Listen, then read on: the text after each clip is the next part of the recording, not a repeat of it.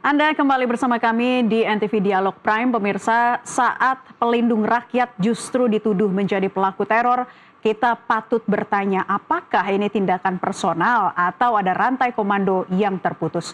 Kita akan bahas bersama para narasumber sore hari ini. Sudah bergabung bersama kami Koordinator Komisi untuk Orang Hilang dan Tindak Kekerasan atau Kontras. Ya, bersama kami maksud kami ada Fathia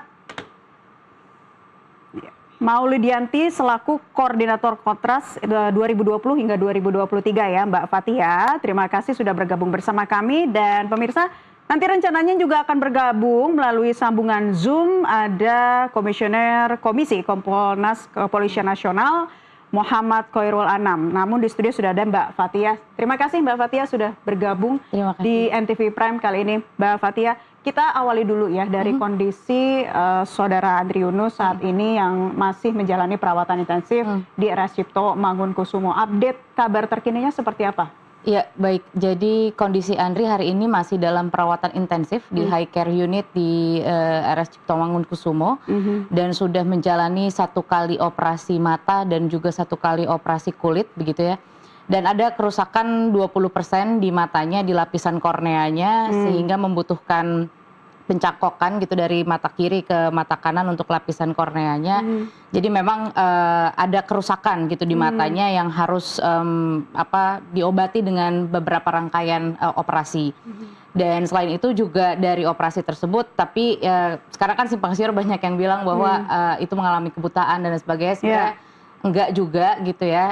Mudah-mudahan matanya bisa berangsur pulih walaupun tidak mengalami kebutaan, tapi memang pasti ada kerusakan begitu atau penurunan fungsi. Namun alhamdulillah tidak akan mengalami kebutaan. Itu yang pertama. Dan untuk operasi kulitnya baru saja dijalani kemarin begitu.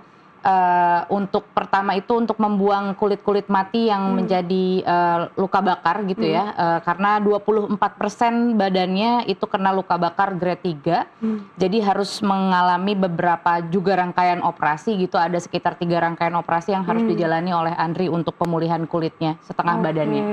Jadi matanya masih bisa melihat kembali, tidak dinyatakan buta meskipun memang ada kerusakan yang cukup parah begitu ya. Betul. Sampai tadi 20% ya, Mbak? 20% dan kalau dari grade 5 ada di grade 3 kerusakannya. Sama dengan luka bakarnya juga itu ada di grade 3. Gitu. Belum tahu kira-kira berapa lama lagi gitu ya akan menjalani proses perawatan sejauh ini? Sepertinya akan cukup lama begitu. Jadi perawatan di high care unit RSCM ini disinyalir membutuhkan waktu kurang lebih 1-3 bulan begitu karena masih banyak rangkaian operasi yang harus dilakukan dan juga pengamatan intensif dari para dokter untuk kesehatan Andri.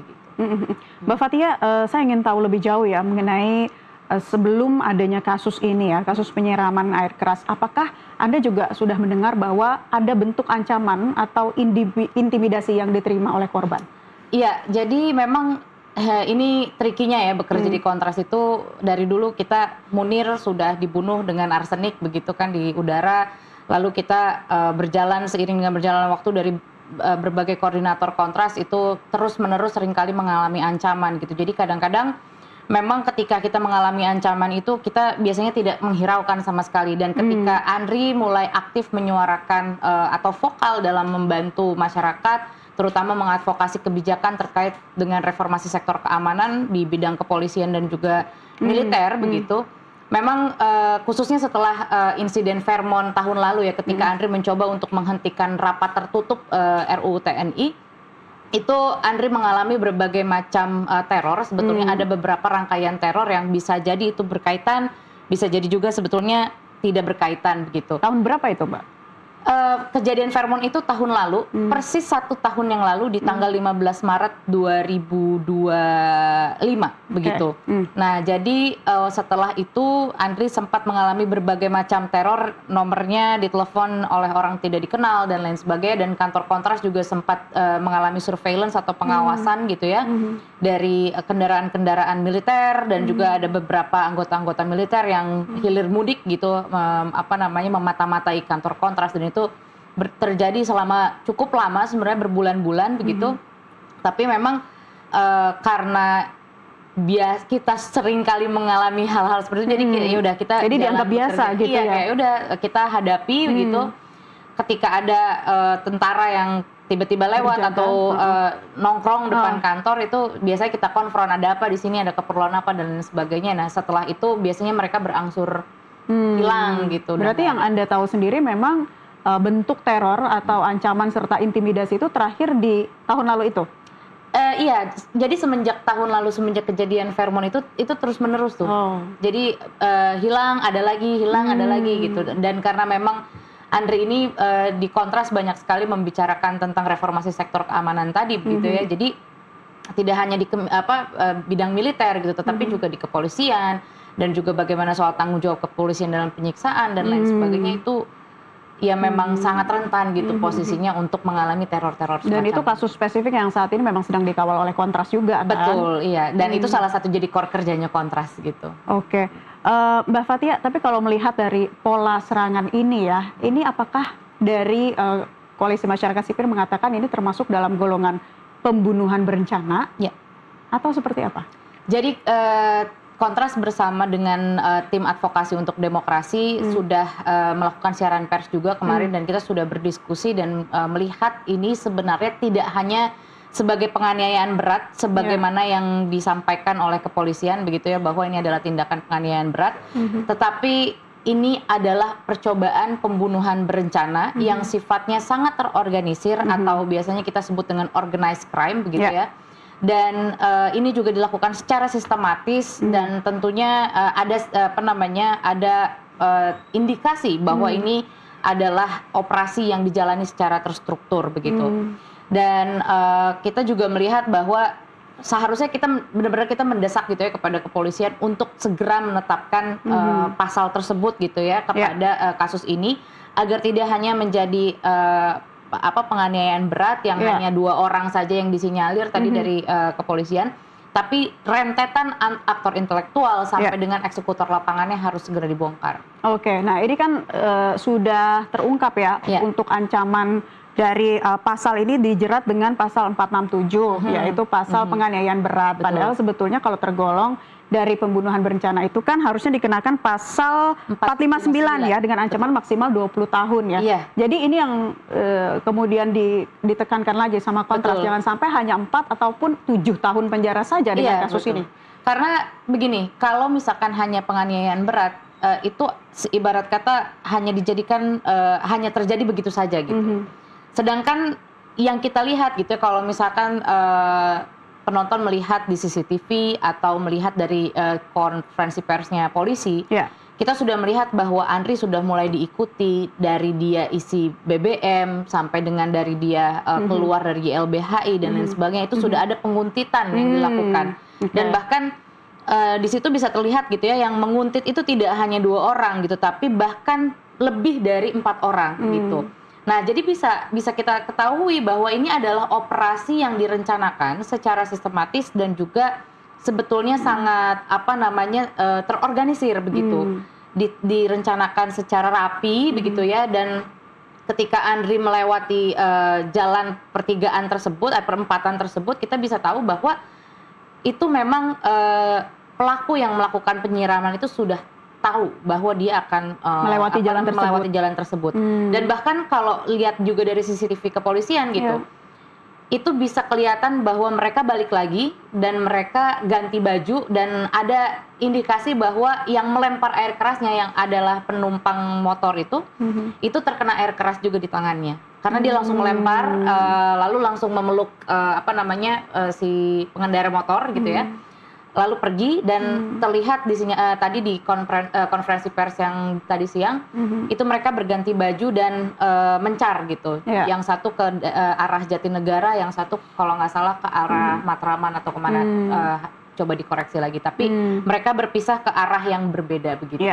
Dan penyiramannya juga dilakukan di bagian-bagian tertentu yang sudah direncanakan begitu ya. Sehingga mungkin bisa membuat pengendara motor ataupun korban ini kemudian oleng di jalan atau menabrak sesuatu sehingga bisa meninggal dunia. Itu sangat berbahaya. Kemarin kita sempat berkomunikasi dan melakukan pendalaman begitu dengan dokter forensik dan sebetulnya di situ juga dapat dibilang begitu ya, diskusi dengan dokter forensik ini menyatakan bahwa ya dengan penyiraman tersebut lagi diem aja itu bisa menyebabkan kematian kalau misalkan sampai dengan sesak nafas dan lain sebagainya. Terlebih ini sedang di atas motor dalam keadaan mengendarai motor, jadi itu sudah dapat dipastikan bahwa ya sebetulnya bisa jadi niatnya memang untuk pembunuhan begitu. Sebagai aktivis HAM nih Mbak Fathia, seberapa sering sih Anda melihat begitu ya bahwa memang air keras itu digunakan sebagai instrumen ya untuk mengintimidasi? Kita tahu bahwa ini kasus juga sempat menimpa Novel Baswedan ya, 2017 betul. Yang menyerang bagian wajah begitu. Nah, apakah memang ya ini air keras itu sekarang digunakan sebagai instrumen untuk mengintimidasi atau seperti apa? Mungkin jangan-jangan kalau saya berpikir seperti ini, karena air keras ini sudah pernah diterapkan gitu ya, sudah pernah dilakukan penyerangannya, jadi dan air keras bisa dibeli secara bebas begitu. Jadi ini adalah cara paling mudah satu untuk menciptakan teror dan memang menyebabkan akibat yang cukup fatal begitu. Dan juga ini sangat dalam tanda kutip ya, seperti seakan-akan mudah untuk dilakukan gitu. Karena kalau menembak ini terlihat sekali bahwa kita kembali lagi ke era Orde Baru yang sangat vulgar gitu. Dulu kan sempat itu penculikan, pembunuhan. Betul, iya kan? Tapi ini kayak jadi metode baru sebetulnya yang dibikin gitu ya, seakan-akan ya udah sekarang pakai air keras aja gitu. Dan dimana kalau misalkan kita lihat ya ini bisa menyebabkan cacat permanen begitu kan, seperti yang dialami oleh Bang Novel Baswedan. Jadi jika saya cuma mau bilang begini, kita sudah tahu bahwa ini bukan hanya penganiayaan berat, ini adalah percobaan pembunuhan berencana, dilakukan secara terstruktur dan terorganisir begitu. Jadi ini bukan lagi hanya tugasnya kepolisian untuk segera ya secepat-cepatnya menetapkan tersangka dan membuka ke ruang publik tersangkanya tersebut gitu. Tapi juga untuk presiden agar bisa segera membuat tim gabungan pencari fakta independen yang hasil dari konsultasi masyarakat sipil agar kasus ini bisa terbuka seterang-terangnya, siapa pelakunya, siapa aktor intelektualnya, agar ini tidak menjadi pola. Karena ini sudah menjadi pola gitu. Andri, Novel Baswedan, lalu kemarin kan kita tahu bahwa ada DJ Doni, ada Iqbal Damanik, ada Firdian dan lain sebagainya, aktivis-aktivis yang menyuarakan soal bencana Sumatera juga mengalami banyak teror begitu. Nah, jangan-jangan kenapa teror itu terus terjadi? Ya tentunya itu terjadi karena tidak adanya tindak lanjut dari kepolisian dan lambatnya kepolisian dalam menindaklanjuti kasus-kasus tersebut. Apalagi sekarang tadi kayak berlomba-lomba gitu ya antara kepolisian sama TNI, mereka berdua sudah melakukan konferensi pers. Dan TNI juga sudah Puspom TNI juga sudah menyebutkan 4 inisial pelaku, yang dimana itu berarti harusnya sampai dengan jajaran dari kepala BAIS gitu ya, sampai dengan Panglima itu harus diperiksa karena ini sudah pasti kalau misalkan dilakukan di dalam institusi itu ada jalur komandonya. Iya, siapa aktor intelektual di balik kejadian ini memang harus diusut tuntas diusut tuntas. Mbak Fathia. Baik, dan juga Mbak Fathia serta pemirsa, saat ini kami juga terhubung bersama Al Araf selaku analis militer. Selamat sore, Al Araf. Selamat sore. Iya, Mas Al Araf, melihat kejadian kasus ini begitu ya. Di sini juga ada Mbak Fathia selaku aktivis HAM juga. Anda menilainya memang ini cara baru membungkam setelah era sebelumnya begitu ya, dan juga memang kejahatan yang dikategorikan termasuk pembunuhan berencana. Ya betul, ini satu kejahatan yang serius ya, dan hari ini sudah disampaikan bahwa ada 4 anggota militer terlibat di situ, khususnya anggota BAIS. Saya ingin mengatakan bahwa fakta-fakta yang disampaikan oleh kepolisian dan juga disampaikan oleh Puspom TNI tadi itu harus kemudian ditindaklanjuti dalam tahapan yang lebih serius. Nah, kami menolak proses tahapan berikutnya itu hanya melalui peradilan militer.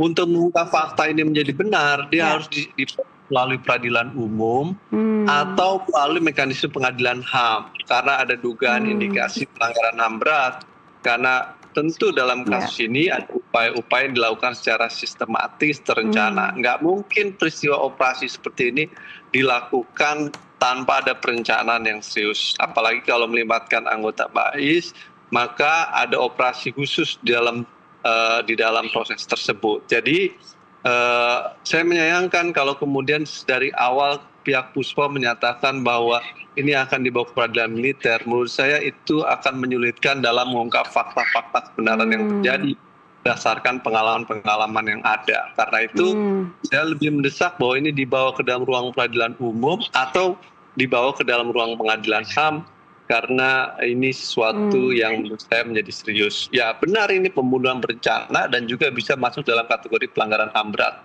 Ya. Itu Mbak. Jadi Anda pesimis kalau proses hukum ini hanya berjalan di peradilan militer, bahkan tidak berjalan secara terbuka?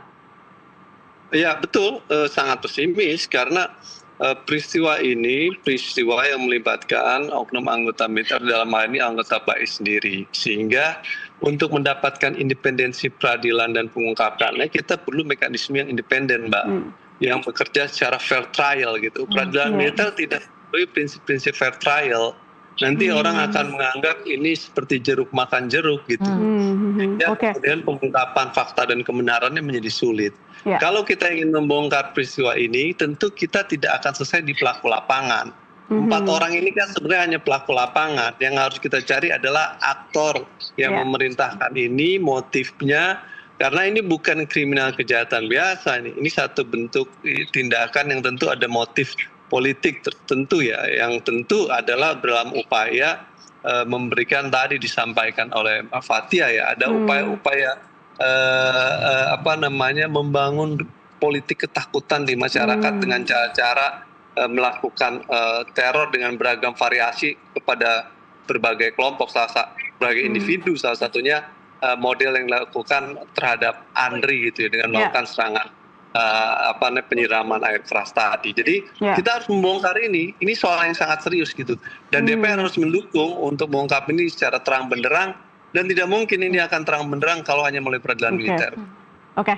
Saya ingin kembali ke Mbak Fathia. Mbak Fathia setuju ya apa yang dikatakan Mas Al-Araf bahwa jangan hanya di pengadilan militer ya, kalau perlu peradilan umum dan juga pengadilan HAM gitu ya, bahkan agar bisa terbuka. Sebetulnya tidak boleh di peradilan militer, tapi harus di peradilan umum karena korbannya adalah warga sipil dan juga ini adalah masyarakat yang akan terkena imbasnya gitu ya. Kalau misalkan ini pada akhirnya akan hanya ditangani di dalam ruang militer yang sangat tertutup begitu.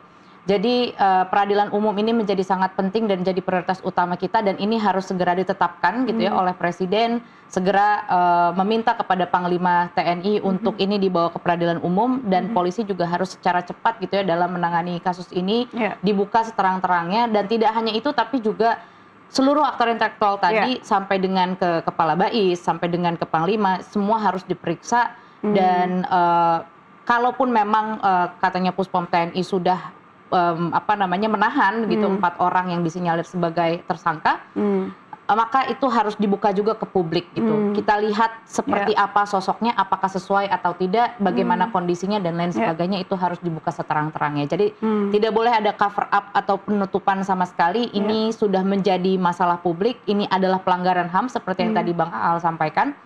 Jadi mudah-mudahan harapan kami, dan ini adalah kewajiban negara untuk menjadi akuntabel ya, adalah membukanya ke peradilan umum begitu. Oke. Nah kalau tadi Mas Al itu mengatakan bahwa hal ini menimbulkan iklim ketakutan bagi masyarakat. Bagaimana dengan para aktivis sendiri? Adakah semacam iklim ketakutan yang diciptakan melalui kejadian ini? Ya, ini teror yang cukup banyak ya. Maksudnya dari Agustus tahun lalu perburuan aktivis muda itu sudah dilakukan, dan kriminalisasi beribu-ribu masyarakat muda itu sudah mengalami akibat yang cukup berat gitu. Tentunya politik ketakutan itu banyak berdampak pada kelompok-kelompok muda, komunitas-komunitas muda, tapi saya rasa kelompok-kelompok muda ini juga sangat resilient gitu ya. Aktivis ini juga kita masih tetap bersuara, dan kita mencoba untuk bersama-sama dengan Andri, menggantikan Andri yang sedang sakit hari ini, untuk meneruskan perjuangannya Andri untuk menolong masyarakat tertindas, untuk membantu warga yang membutuhkan pendampingan hukum secara gratis atau pro bono gitu, bantuan hukum struktural.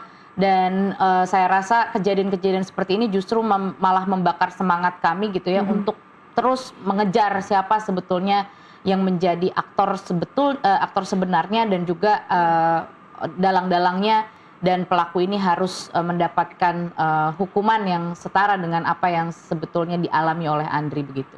Oke, Mas Al-Araf, apa resiko bagi demokrasi kita jika negara gagal melindungi pembela HAM seperti dalam kasus ini? Ya, demokrasi terancam, kebebasan terancam karena ada ruang-ruang yang teror itu terjadi gitu. Nah, oleh karena itu supaya ini tidak terjadi lagi,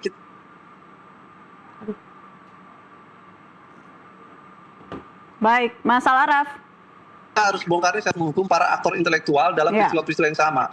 Kegagalan di dalam mengungkap kasus Munir hingga tuntas, yang di dalamnya ada aktor-aktor intelektual yang nggak tersentuh itu, sehingga kemudian peristiwa-peristiwa yang sama menjadi terulang gitu. Nah, oleh karena itu di peristiwa Andri ini nggak boleh lagi ada peristiwa seperti kasus Munir yang hanya pelaku lapangan saja. Ini peristiwa yang terjadi secara terencana dan sistematis, sehingga aktor yang paling atas pun harus dimintai pertanggungjawabannya. Persis tadi disampaikan oleh Fathia bahwa Kepala Bais dan Panglima TNI nggak bisa lepas tanggung jawab, perlu ada evaluasi terhadap hal ini. Dan perlu diingat loh ya, dalam dinamikanya peristiwa keterlibatan intelijen strategis ini juga pernah terjadi dalam peristiwa Agustus kemarin dalam berbagai laporan Tempo dan lain sebagainya gitu.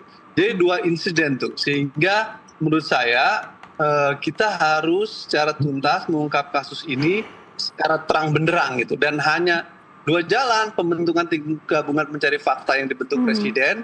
Pertanyaannya apakah Presiden mau? Dalam peristiwa Agustus Presiden didesak membentuk tapi tidak mau gitu. Nah, sekarang didesak lagi oleh masyarakat sipil apakah mau? Kalau Presiden tidak mau, Komnas HAM harus berperan aktif, Mbak. Karena banyak fakta-fakta yang harus diungkap. Pertama, apakah benar hanya 4? Jangan-jangan ada 6, jangan-jangan ada 7. Yang kedua, apakah benar ini hanya Angkatan Laut dan Angkatan Udara seperti yang diberitakan anggota yang terlibat? Apakah yang memerintahkan, pertanyaannya ada dari Angkatan Darat? Pertanyaannya yang berikutnya ya kan. Pertanyaannya adalah apakah kemudian motif di dalam proses kasus ini? Nah, fakta-fakta itu hanya bisa terjawab jika ada lembaga yang independen yang bisa mengungkap dan mengurai. Kepolisian silakan mengungkap fakta yang ditemukan, TNI silakan mengungkap fakta yang ditemukan, lalu kemudian tim pencari fakta lah yang menjadi penting untuk mengambil data-data dari kedua lembaga tadi itu sehingga terbongkar semuanya jadi terang benderang. Jadi tim gabungan pencari fakta ini baik yang dibentuk oleh Presiden nantinya kalau Presiden mau, atau yang dibentuk oleh Komnas HAM menjadi kunci nih, Mbak. Karena yang terjadi hari ini baru sebatas permulaan aja menurut saya yang memberi sinyal gitu tentang keterlibatan 4 anggota Bais tadi itu Mbak. Baik. Dan saat ini kita juga tergabung dengan Haris Azhar, pemirsa, selaku aktivis HAM. Mas Haris sudah bergabung bersama kami. Mas Haris. Tadi. Ya, baik. Tadi dikatakan Mas Al-Araf ya, bahwa kepolisian dan TNI mengungkap fakta, tapi tim pencari fakta ini juga perlu dioptimalkan lagi untuk kasus pelanggaran HAM berat seperti yang menimpa Andri Yunus. Tanggapan Anda? Tugasnya polisi militer itu cuma memastikan bahwa tentara-tentara anggota Bais itu jangan kabur. Nah, jaga tuh tentara-tentara polisi militer itu harus jaga di depan selnya kantor polisi supaya nih 5 orang, sebenarnya bukan 4 ya. Ini pelaku lapangannya jangan kabur. Kenapa? Karena dari 5 orang ini yang diumumkan baru 4, sebetulnya 5. Ya. Karena kalau Anda cermati pernyataannya si Dirkrim 2 hari ini, terutama yang hari pertama ketika menggambarkan bahwa ada 2 motor, maka itu sebetulnya ada individu kelima yang nggak disebut. Tapi sebenarnya kalau Anda imajinasikan, bagaimana 2 motor bawa koordinasi? Nah, coba kalau Anda runut lagi pakai gambar. Nah, dari 2 motor itu 4 orang, ada ketemu di titik mana, 4 kabur kemana, pas pulang, mulainya dari mana, semua. Nah, itu pasti ada orang yang menjadi pegang kendali. Nah, Jadi tugasnya polisi militer itu, tugasnya TNI hanya memastikan bahwa orang-orang ini nggak kabur. Nah, yang kedua, memastikan untuk menggunakan semua resources yang ada di dalam TNI untuk melihat akar ke atas jejaring yang menggambarkan yang terlibat dari 5 orang ini. Karena menargetkan Andri dengan menggunakan air keras itu bukan kejahatan senggol motor pakai senggol spion motor lalu pukul-pukulan. Ini perencanaan. Lalu lihat profil pelakunya lagi, ada kapten, ada letu dan lain-lain. Maka ini adalah anak-anak atau personil dari Akmil. Artinya intelijensianya cukup tinggi. Nah, tidak mungkin ini berbasis hanya kemarahan terhadap Kontras atau Andri. Jadi ini sudah bisa disimpulkan sebagai sebuah operasi yang sangat sistematisir menggunakan resources dari negara yang di-approve oleh pimpinan-pimpinan di dalam institusi BAIS. Ya kan? Persoalan politisnya nanti BAIS yang nikmatin kepentingan politik siapa, blok mana, blok Prabowo atau bloknya Jokowi atau blok tanpa blok, ya kan? Nah itu kita nggak usah pusing. Tapi bagaimana peristiwa ini terjadi, ini jelas melibatkan struktur dan fasilitas yang ada di institusi BAIS. Nah, sampai di situ kita bisa bangun kesimpulan bahwa ada kegagalan reformasi TNI, terutama dalam soal intelijen. Jadi intelijen. Nah, kenapa penting juga dilihat bahwa urusan apa intelijen BAIS yang mestinya ngurusin perang, intelijen perang, malah ngurusin aktivis HAM yang jasanya lebih baik, lebih banyak, ya kan, dibandingin pejabat-pejabat negara yang korup. Gitu. Andri Yunus itu jasanya lebih banyak, masih muda, pahalanya udah banyak gitu, ya kan? Nah, jadi menurut saya udah jelas ini bahwa ini operasi, nggak mungkin kenakalan individu udah nggak usah ngeles-ngeles gitu lagi, udah nggak zamannya lagi. Jadi harus dihentikan peradilan militer, ya kan? Cacat konsep peradilan militer itu menangani kasus-kasus seperti ini itu cacat konsep. Kenapa? Sudah dari sejak zaman dari sejak zaman SBY itu akan dibahas perubahannya. Tetapi karena ada resistensi politis dari militer, jadi nggak jadi. Nah, beberapa kali isu ini muncul dan menunjukkan bahwa peradilan militer itu dia berbasis jurisdiksi personal. Selama anggotanya TNI dibawa ke peradilan militer, ya nggak bisa. Kejahatannya apa dibawa ke jurisdiksi peradilannya. Nah, dalam kasus ini pelanggaran HAM berat, maka harus ini Komnas HAM yang harusnya bekerja. Bahwa Komnas HAM-nya lelet, ya itu memang mereka lagi kena wabah kura-kura. Jadi kerja apapun lelet sekarang di Komnas HAM. Nah, di level politis, kalau Presiden Indonesia tidak bersikap yang tegas dan jelas untuk mengungkap peristiwa ini, kalau Panglima TNI tidak bersikap tegas dan jelas untuk meminta diselesaikan lewat pelanggaran HAM, berarti mereka orang-orang yang menikmati kejahatan dilakukan oleh 5 orang dan lebih ini. Gitu. Jadi ini bystander dalam istilah hak asasi manusia, diam menikmati. Jadi janganlah kita ini tergantung, ya, masa depan bangsa kita ini jangan tergantung pada pejabat-pejabat yang sekedar menggunakan argumentasi peradilan AIU ini wewenang kami, nggak bisa. Kalau mereka nggak bisa, biar kita rakyat yang maju membela masa depan bangsa ini. Oke, berarti terhadap pasal yang dikenakan, pasal 467, penganiayaan berat ini masih sangat jauh ya dari rasa keadilan bagi korban ya, Mas Haris? Nggak cocok, mestinya ini perencanaan pembunuhan. Itu, bahwa dalam teori pidana, perencanaan pembunuhan itu tidak berakhir melulu dengan kematian. Ada nama teori kemungkinan dalam pidana. Nah, jadi kemungkinan gagal, kemungkinan kemungkinan gagal atau kemungkinan tidak seperti hasil yang diharapkan. Itu bisa.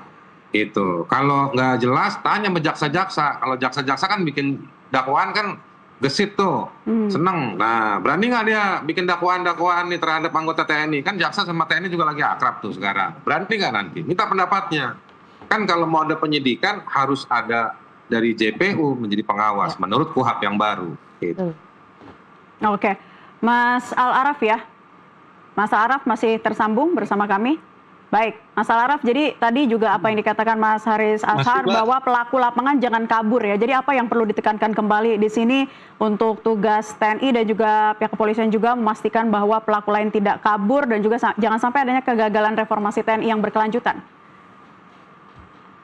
Ya benar, pelaku lapangan jangan sampai kabur, harus segera ditangkap tuh dan Iya. Warkop aja ada lagunya, prosesnya. baju merah jangan sampai kabur. Tapi Kata pada penjahat dibiarin kabur. yang kedua juga pelaku lapangan jangan dikabur-kaburkan ini nanti. Soalnya ntar diskusi inisial berdebat kok inisialnya beda gitu.